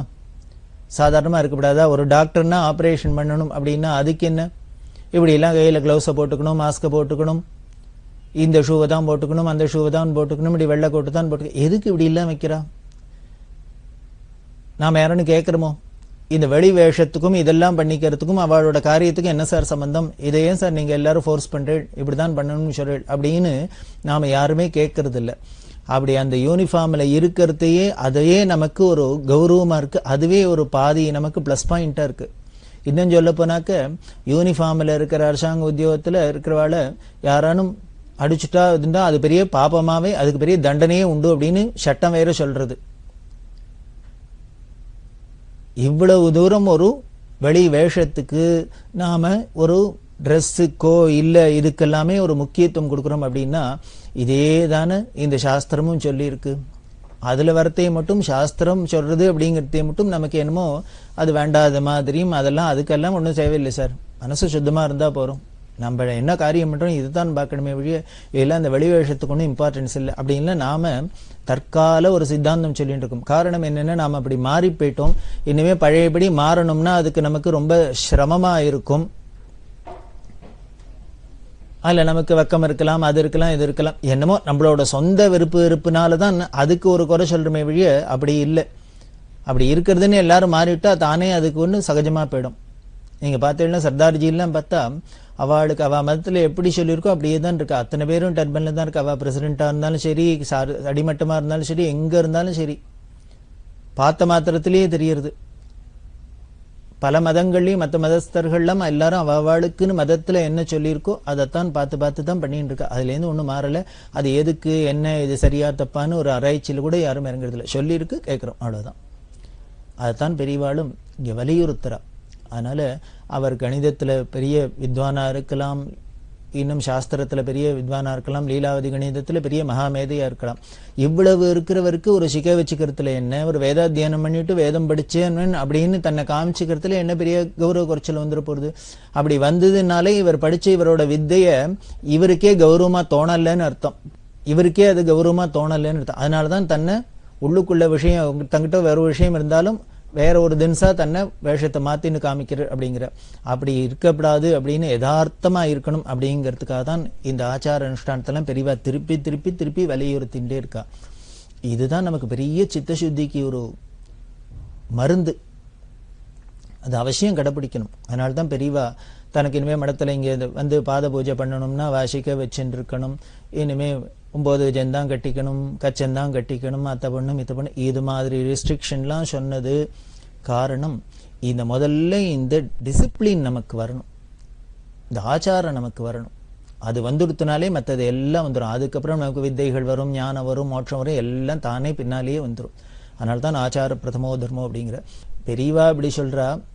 நாம எல்லா மகான்களுமே இப்படித்தான் சொல்லிட்டு இருக்கா. திருக்குறள்ல பார்த்தீங்கன்னா திருவள்ளுவர் இந்த ஒழுக்கம் அப்படின்னு ஒரு அதிகாரம், இந்த ஒழுக்கம் அப்படிங்கிற அதிகாரத்துல பார்த்தீங்கன்னா இந்த 10 குறள்லையும் எப்படி வலியுறுத்தி சொல்றார். ஆரம்பிக்கிறதே என்ன சொல்றார்? ஒழுக்கம் விழுப்பம் தரலான ஒழுக்கம் உயிரினும் ஓம்பப்படும் அப்படிங்கிற. இதுக்கு மேலேயா டிசிப்ளினை வலியுறுத்தி சொல்ல முடியும்? ஆச்சாரத்தை வலியுறுத்தி சொல்ல முடியும்? அந்த ஒழுக்கம் அப்படிங்கிறது இந்த ஆச்சாரத்தை தான், அதுதான் நம்மளோட சீலம் அப்படின்னு எல்லாம் சொல்றோம். அது என்ன விழுப்பம் தரலான். இப்படி ஒழுக்கத்தோட ஒருத்தன் இருந்தான்னா, அந்த டிசிப்ளினோட ஆச்சாரத்தோட இருந்தான்னா அவனுக்கு பெரிய உயர்வு கிடைக்கிறது. விழுப்பம் தரலான், உயர்வு தரத்தினால இந்த ஒழுக்கமே இந்த டிசிப்ளினே அவனுக்கு பெரிய உயர்வை கொடுத்துறதுனால அது என்ன பண்ணும்னர் உயிரினும் ஓம்பப்படும் அப்படிங்கிற. உயிரை விட முக்கியமா அது காப்பாற்றப்படணும் அப்படிங்கிற. நாம மனுஷனுக்கு இருக்கிறதுலே ரொம்ப முக்கியம் உயிர் தான். அதை காப்பாத்துறதுக்கு தான் என்னெல்லாமோ பாடுபடுறோம். என்ன ஒரு விஷயமா இருந்தாலும் எப்படியானு காப்பாத்தி கொடுத்துருங்கோ சார், எப்படியான ஆளை காப்பாத்திருங்கோ அப்படி எல்லாம் சொல்றோமோ இல்லையோ, உசிரை காப்பாத்திருங்கோ அப்படிங்கிறோம். இருக்கிறதுலயே நம்ம காப்பாற்ற வேண்டியதுலயே ரொம்ப முக்கியமானது உயிர் தான் அப்படின்னு தெரியுது. வள்ளுவர் என்ன சொல்றார்? அந்த உயிருக்கும் மேல ஒண்ணு இருக்குப்பா, அதை காப்பாத்தணும்ப்பா. அப்பதான் நீ உயிரோட இருக்கிறதே ஒரு புகழத்தரும், அது ஒரு பயனுள்ளதா இருக்கும். அது என்னென்ன? அதுதான் இந்த ஆச்சாரம் ஒழுக்கம் அப்படிங்கிற. கருணா சிந்தும் ஞானதம் சாந்தரூபிணம் ஸ்ரீ சந்திரசேகர குரும் பிரணமாமி முதான்வகம். வள்ளுவர் என்ன சொல்றார்? அந்த உயிருக்கும் மேல ஒண்ணு இருக்குப்பா, அதை காப்பாத்தணும்ப்பா. அப்பதான் நீ உயிரோட இருக்கிறதே ஒரு புகழத்தரும், அது ஒரு பயனுள்ளதா இருக்கும். அது என்னென்ன? அதுதான் இந்த ஆச்சாரம் ஒழுக்கம் அப்படிங்கிற. அப்படின்னா எவ்வளவு முக்கியம் அப்படின்னு தெரியுது. இன்னொரு அதே அதிகாரத்துல இன்னொரு குறள்லையும் சொல்ற, நீ படிச்ச படிப்பெல்லாம் கூட மறந்தா கூட பரவாயில்ல, திருப்பி படிச்சு கத்துன்னுடலாம். ஆனா நம்மளோட ஒழுக்கம் மட்டும் கெட்டு போயிடுத்துன்னா ஒண்ணுமே பண்ண முடியாது. அது அப்புறம் திருப்பி ஒன்றும் வரவழைச்சிக்கவே முடியாது அப்படிங்கிற. பிறப்பினும் ஓத்து கொள்ளலாம் பார்ப்பான் பிறப்பொழுக்கம் குன்றக்கெடும் அப்படின்னு ரொம்ப கடுமையாவே சொல்ற. அதுவும் பார்ப்பான் அப்படின்னு பிராமணனுக்கு இன்னும் முக்கியமாவே சொல்ற. பெயரை சொல்லியே குறிக்கிச்சே சொல்றாப்புல இருக்கு. அப்படின்னா வள்ளுவர் மாதிரி பெரிய உத்தமர்கள்லாம் மகான்கள்லாம் இந்த ஒழுக்கத்தையும் ஆச்சாரத்தையும் தானே திருப்பி திருப்பி திருப்பி சொல்றா. அது மட்டும் கெட்டு போயிடுத்துனாக்க அதுக்கப்புறம் ஒண்ணுமே பண்ண முடியாது, வேற எதுவுமே பண்ண முடியாது. எல்லாமே கெட்டு போயிடும், எல்லாமே சர்வநாசமாயிடும். அது கெடக்கூடாது கெடக்கூடாது அப்படிங்கிறதுக்காக தான் அதை திருப்பி திருப்பி எல்லாரும் வலியுறுத்தி சொல்றா. அதைத்தான் இங்கேயும் பெரியவா சொன்னா. அவர் எல்லாம் படிச்சிருக்க, எல்லாம் பண்ணிக்க, ஆனால் சிகை வச்சுக்கல. அதுக்கு உண்டான அந்த ஆச்சார அனுஷ்டானம் இல்லை, அந்த டிசிப்ளின் இல்லை. அதை சொல்லவும் சொல்லியிருக்கா. பெரியவா சொன்னதுக்கு அப்புறமான அவர் கேட்டிருக்கணும் இல்லையோ. பெரியவாளே வந்து சொல்றா, சாட்சாத் சங்கர பகவத்பாதாளோட அவதாரம் அப்படிங்கிறோம், தட்சிணாமூர்த்தி அவதாரம்ங்கிறோம், பரமேஸ்வரன்கிறோம், அப்படிலாம் என்னெல்லாமோ ஆஹா ஊஹுன்னு பெரியவாளை கொண்டாடுறோம். அவளால் தான் வேதமே இருக்கு, அவளால் தான் சாஸ்திரம் இருக்கு, அவளால் தான் எல்லாருக்கும் வைதிகாலுக்கெல்லாம் ஜீவனம் நடந்துட்டு இருக்கு. இப்படி இத்தனை எல்லாமும் சொல்றோம். அவளை ஸ்தோத்திரம் பண்ணினா கூட அப்பேற்பட்ட பெரியவாளே குறிப்பிட்டு நம்ம சொல்றா, இல்லப்பா நீ இதை பண்ணிக்கணும், இதை பண்ணிக்கிறது தான் முதல்ல வேலை அப்படின்னு சொன்னா அதுலேயும் நாம கேட்கலன்னா அதுக்கப்புறம் நம்மளோட துணிச்சலையோ நம்மளோட பிராரப்தத்தையோ என்னன்னு சொல்றது. அதனால தான் பெரியவா சொன்னா. அதனால அப்படி சொல்லியாச்சு, சொல்லியும் அவர் கேட்கல. அதனால அவர் வேண்டாம், வேற யாராவது அழைப்பார் அப்படின்னா. ரொம்ப ஸ்ட்ரிக்டாவே இருப்பா பெரியவா. டாக்டர் வேணிநாதன் அப்படின்னு அவர் பெரியவாள்கிட்ட தரிசனம் பண்ணிட்டு இருக்காரு. அந்த சமயத்துல யாரோ 2 பேர் வந்தா தரிசனத்துக்கு. வா என்ன பண்ணிட்டு இருக்கா களி, யாரு என்ன இங்கேருந்து வந்திருக்கா, என்ன பண்ணிட்டு இருக்கா அப்படின்னா. வா சொன்னா நாங்க பிள்ளையார் கோவில்ல பூஜை பண்ணிட்டு இருக்கோம் அப்படின்னா. அவ ஊரு பேரு எல்லாம் சொல்லிட்டு ஏதோ கோவில்ல பூஜை பண்ணிட்டு இருக்கோம் அப்படின்னா. நீ பெரிய இவ கோவில்ல பூஜை பண்ணிட்டாளா, இப்படி இருக்கா அப்படின்னா. அந்த பூஜை பண்ணணும் பூஜகர்கள் அப்படின்னு அவளுக்கு உண்டான என்ன அந்த அலங்காரம் இருக்கணுமோ அதுபடி இல்லை. இவ வித்தியாசமா இருந்தது. என்ன இவ என்ன சிகையை காணும், இப்படி இருக்காளே, என்ன பண்ற, ஏன் இப்படி இவா கோவில்ல பூஜை பண்றாங்க அப்படின்னா. இல்ல இல்ல நாங்க தான் பூஜை பண்றோம் அப்படின்னு. நீ பெரியவா இல்ல இல்ல இப்படி இருந்து பூஜை பண்ணக்கூடாது, அதுக்கு உண்டான என்னென்ன டிசிப்ளினோ அப்படிதான் இருக்கணும், அதனால சிகை வச்சுன்னு பூஜை பண்ண சொல்லு அப்படின்னு. இல்ல அதனால பரவாயில்ல அப்படின்னு அவ ஏதோ கொஞ்சம் பதில் சொல்லியிருக்கா. மற்ற இடம் மாதிரி நினைச்சுன்னு விட்டா போல இருக்கு. பெரியவாளை பதில் சொல்லிக்கா. உடனே பெரியவா என்ன சொல்லுவா, கோவம் வந்துடுத்து. என்னது பரவாயில்லையா, இவ சிகை வச்சுக்காத பூஜை பண்ணி எந்த சாமி ஏத்துக்கிறது இவனுக்கு, எந்த சாமி இவனுக்கு வரம் கொடுக்கறது, என்ன பலன் கிடைச்சிருது, இவன் எப்படி இருக்கான்னு பாத்துடுறேன் நான் அப்படின்னு கோச்சிண்டு மரியாதையா அதுக்குப்படி உண்டானபடிதான் இருக்கணும்னு சொல்லும். அப்படி இருந்தாதான் பலிக்கும், பண்ற பூஜையும் பலிக்கும், வரவாளுக்கும் அதனால பலன். பரவாயில்ல பரவாயில்லன்னு இவ இஷ்டம் இல்லை, நம்ம இஷ்டம் இல்லை எதுவுமே. எல்லாத்துக்குமே ஒரு சட்டம் போட்டிருக்கு அப்படின்னா சட்டத்துக்கு உட்பட்டு தான் நடக்கணும்.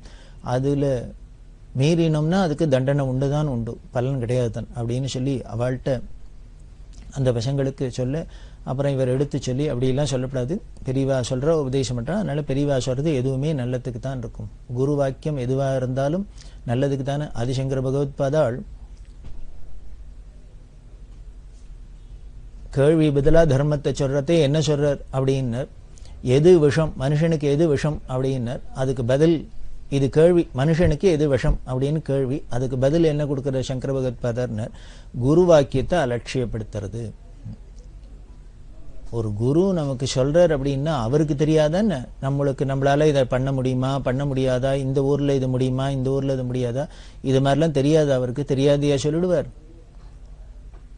அப்ப சொல்றார் அப்படின்னா இதை பண்ணு இதை பண்ணாத அப்படின்னு சொல்றாருன்னா அதை பண்ணுன்னு சொல்றத பண்ணணும், பண்ணாதுன்னு சொல்றத பண்ணப்படாது.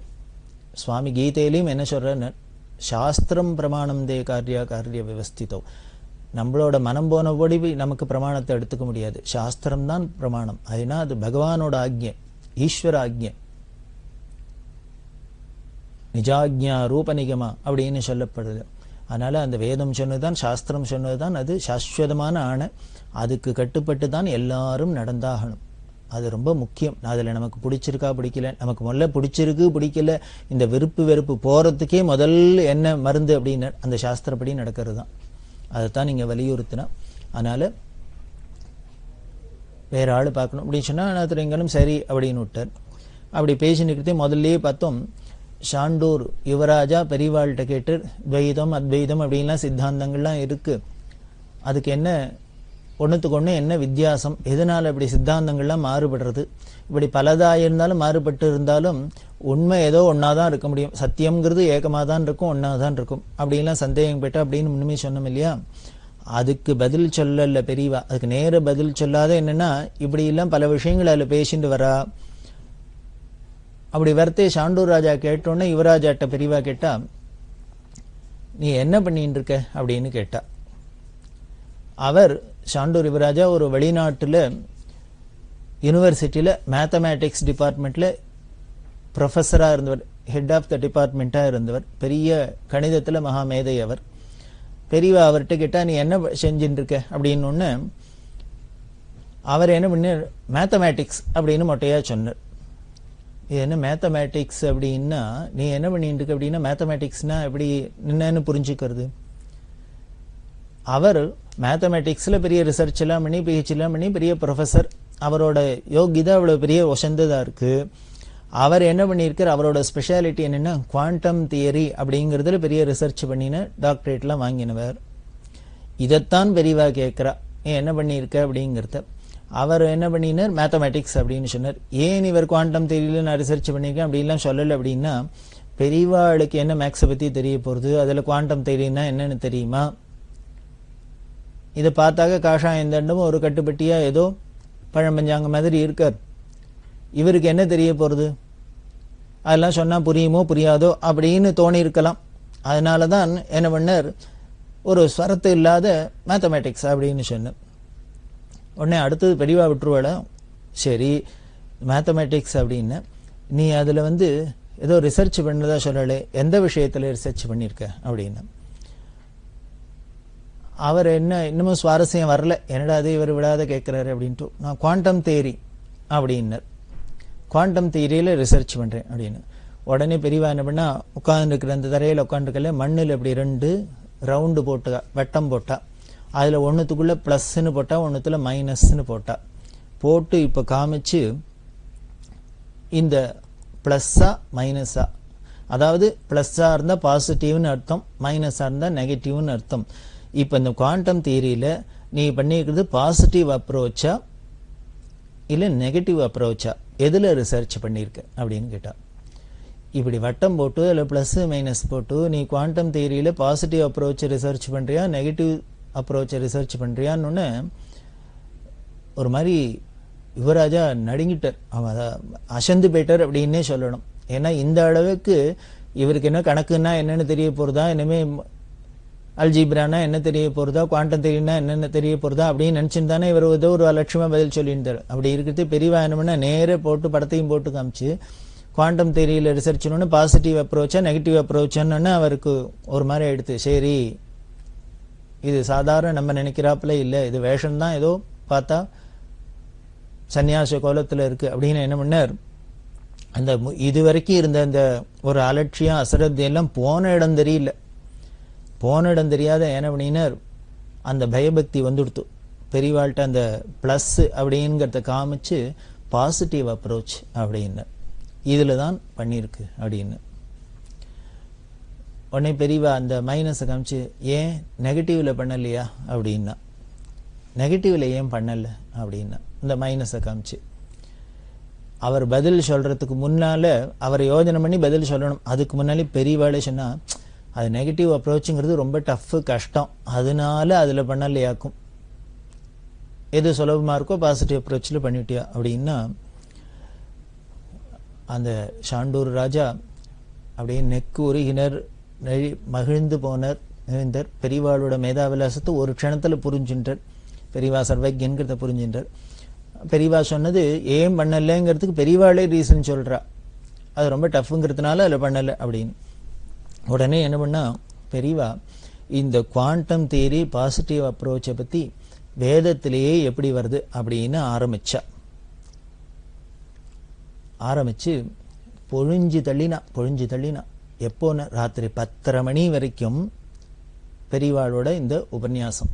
ஷாண்டூர் மகாராஜாவை உட்காந்து யுவராஜாக்கு அதில் சொல்கிறா, ஒன்றுங்கிறது இருந்து எப்படி அது பலவிதமாக பிரியறது, ஒன்று ஏக்கமாக இருக்கிறது எப்படி அநேகமாக விரியறது அப்படிங்கிறதெல்லாம் ஆரம்பித்து அவள் எக்ஸ்பிளைன் பண்ண அப்படியே கேட்டிருந்தவர் பிரமிச்சு போனார். அப்படி இருக்கிறது பெரியவா பூஜ்யம்னா என்ன, ப்ளஸ்னா என்ன, மைனஸ்னா என்ன, ஒன்றுனா என்ன, இப்படி இல்லாமல் சொல்லி அத்வைத சித்தாந்தத்தை அவருக்கு விளக்க ஆரம்பித்தா. இந்த லீலாவதி கணிதத்தை பற்றி சொல்லிட்டு முதல்ல லீலாவதி கணிதம் தெரியுமான்னு கேட்டாலும் அவர் தெரியாதுன்னு இல்லையோ, மேத்தமேட்டிக்ஸில் பெரிய ரிசர்ச் பண்ணிங்க ப்ரொஃபஸர் அண்ணா லீலாவதி கணிதம் தெரியல அப்படின்னு சொன்னேன். அதனால பெரியவா இப்படி ஆரம்பித்து அவருக்கு சொல்கிறா. அப்படி இன்னும் என்னென்னலாம் அவருக்கு சொன்னா அப்படிங்கிறத இன்னும் சிலதை தொடர்ந்து பார்க்கலாம். பெரியவா சரணம். இந்நிகழ்ச்சியின் அடுத்த பகுதி நாளை மாலை இதே நேரத்தில் ஒளிபரப்பாகும். பெரியவா சரணம். பெரியவா சரணம். அடுத்த நிகழ்ச்சி திருவாசக இன்னிசை. வழங்குபவர் ஸ்ரீ சத்குருநாத தேசிகர் அவர்கள். பெரியவா சரணம். திருச்சிற்றம்பலம். கீர்த்தி திருவகவல். தில்லை மூதூர் ஆடிய திருவடி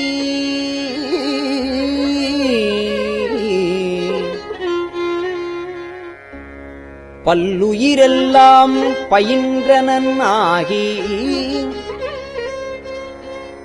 எண்ணில் பல்குணம் எழில் பெற விளங்கி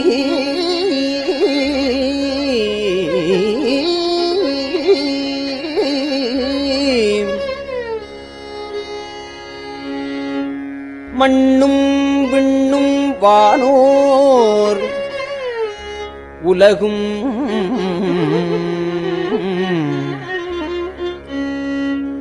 துண்ணிய கல்வி தோற்றியும் அழித்தும் என்னுடையிருளை ஏறத் துறந்தும்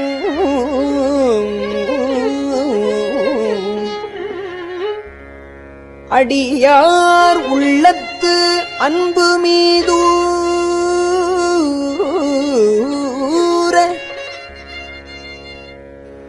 குடியா கொண்ட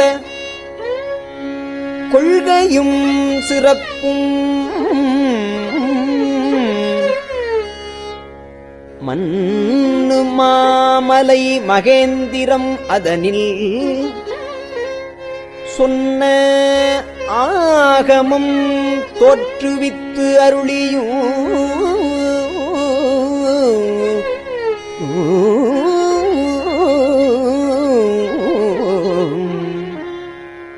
கல்லாடத்து கலந்து இனிது அருளி நல்லாளோடு நயப்புறவெய்தியும்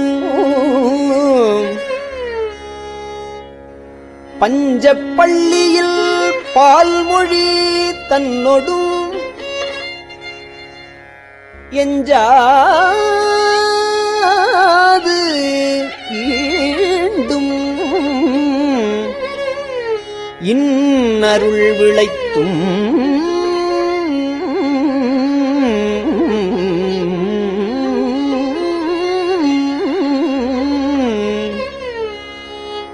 கிராத வேடமொடு கிஞ்சுகவாயவள் விராவு கொங்கை நல் தடம் படிந்தும்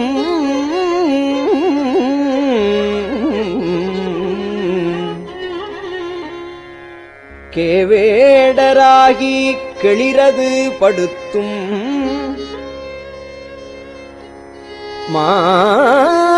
மாவேட்டாகிய ஆகமம் வாங்கியும் மற்றவை தம்மை மகேந்திரத்து இருந்து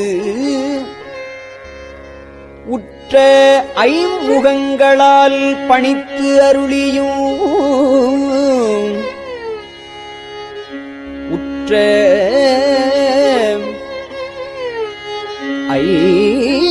ஐமுகங்களால் பணித்து அருளியும்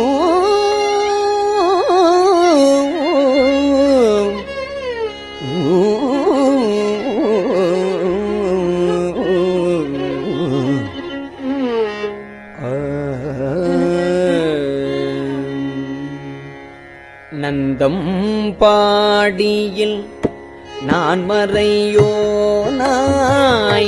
நந்தம் பாடியில் நான் மறையோனாய் அந்தமில் ஆரியனாய் அமர்ந்து அருளியும் வேறு வேறுருவம்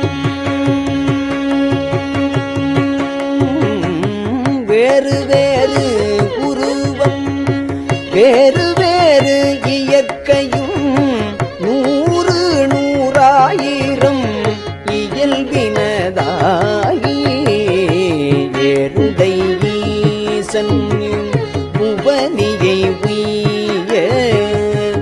ஏருடை ஈசன் இப்புவனியை உய்ய ஊருடை மங்கையும் தானும் வந்து அருளி குதிரையை கொண்டு குடநாடதன் மிசை சதுர்பட சாத்தாய் தான் எழுந்தருளியும் வேலம்புத்தூர்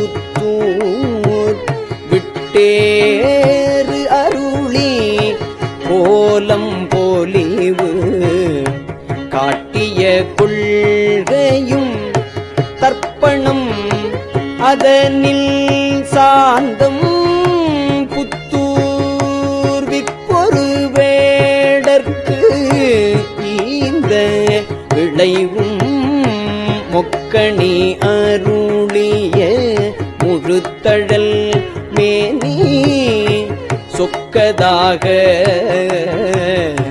காட்டிய துன்மையும் அரியோடு பிரம்மர்க்கு அளவரி உண்ணா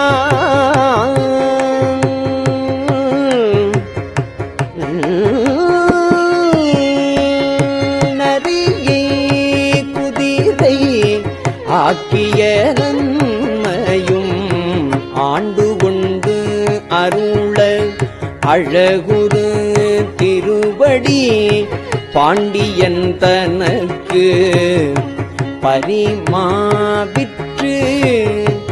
ஈண்டு கனகம் இசையப் பெறா அது ஆண்டான் எங்கோன் அருள் வழி இருப்ப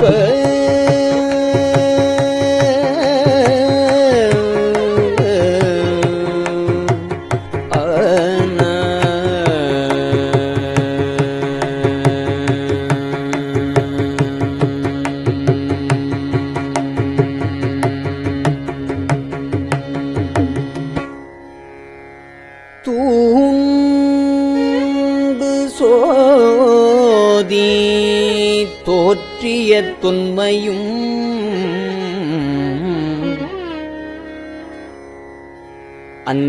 அந்தணனாகி ஆண்டு கொண்டு அருளி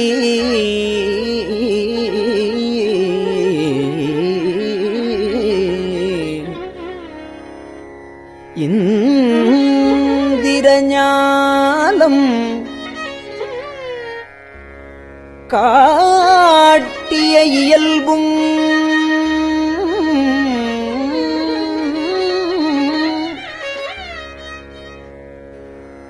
மதுரை பெருநன் மாநகர் இருந்து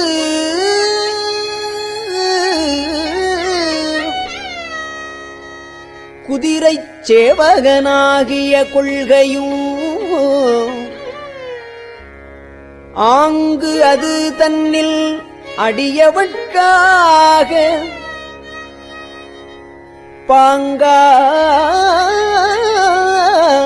பாங்காய் மண் சுமந்து அருளிய பரிசும்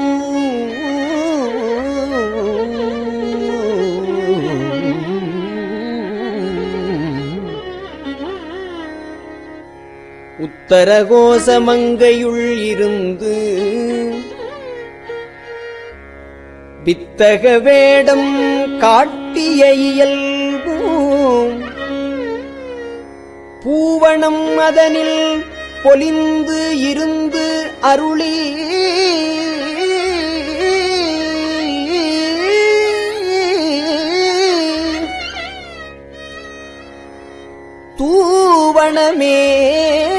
தூவணமேனி காட்டிய தொன்மையும்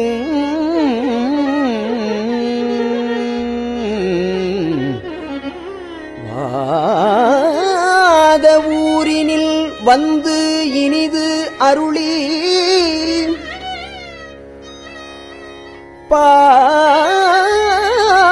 பாதச்சிலம்பு ஒலி காட்டிய பண்பும் திருவார் பெருந்துரை செல்வனாகி கருவார் சோதியில் கரந்த கள்ளமும் பூவலமதனில் பொலிந்து இனிது அருளி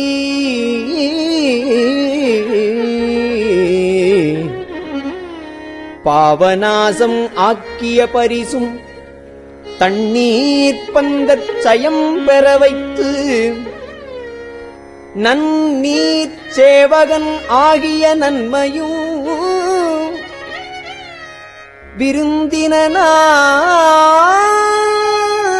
விருந்தினாகி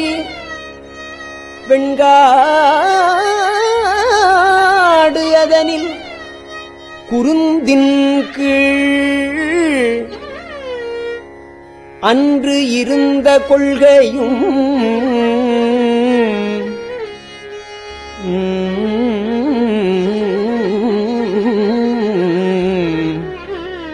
பட்டமங்கையில் பாங்காயிருந்து அங்கு அட்டமா சித்தி அருளியதுவும்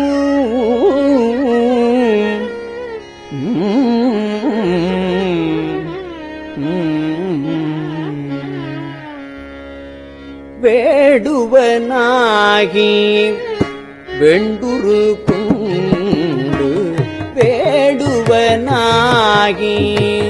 வேண்டுரு கொண்டு காடது தன்னில் கரந்த கள்ளமும் மெய் காட்டிட்டு வேண்டுரு கொண்டு தக்கான் ஒருவன் ஆகிய தன்மையும் ஓரி ஊரின் உகந்தினிதருளி பாரிலும் பாலகன் ஆகிய பரிசும் பாண்டூர் தன்னில் ஈண்ட இருந்தும் தேவூர் தென்பால் திகழ்தரு தீவில் போவார் போலம் கொண்ட கொள்கையும் தேனமர் சோலை திருவாரூரில் ஞானம் தன்னை நல்கிய நன்மையும் இடைமருது அதனில் ஈண்ட இருந்து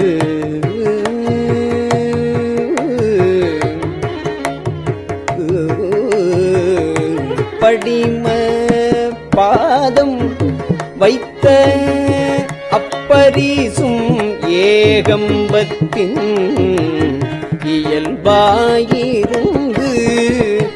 பாகம் பெண்ணோடு ஆயின பரிசும் திருவாஞ்சியத்தில் சீவர இருந்து மறுவார் குழலியோடு மகிழ்ந்த வண்ணமும்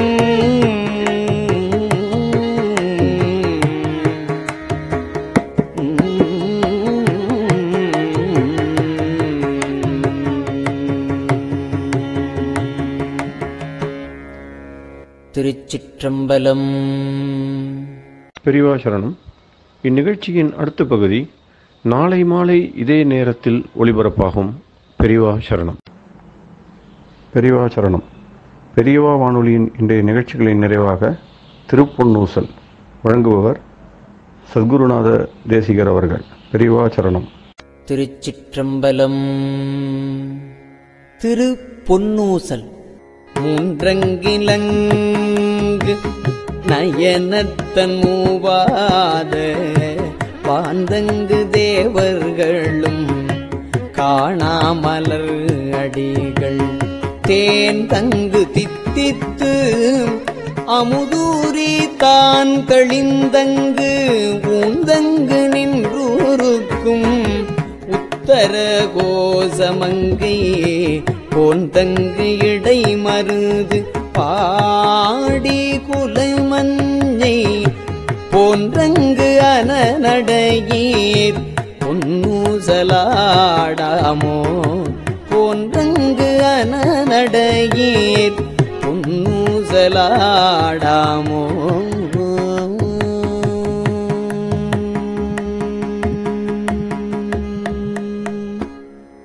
திருச்சிற்றம்பலம்.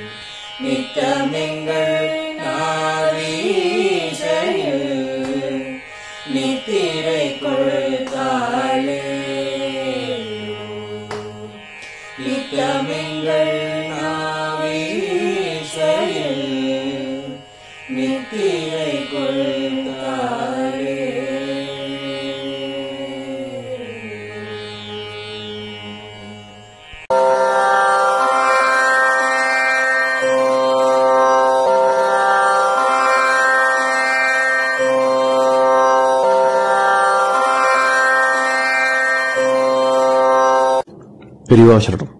பெரியவா வானொலியின் மாலை நிகழ்ச்சிகள் இத்துடன் நிறைவடைகின்றன.